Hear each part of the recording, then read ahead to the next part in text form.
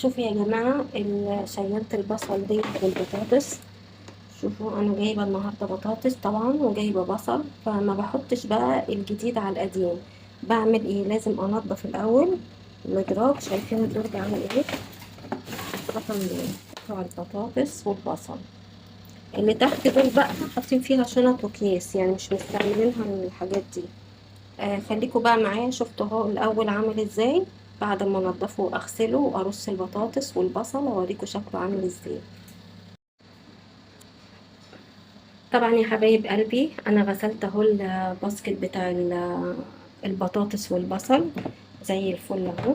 سايبهم بس على الحوض شويه ينشفوا، وبعد كده هحط فيه البطاطس والبصل تاني.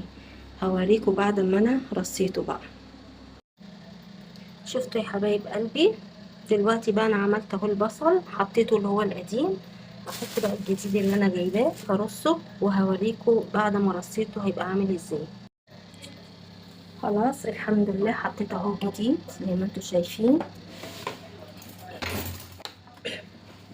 انا كمان حطيت اهي البطاطس الجديده اللي ضرب زي الفل.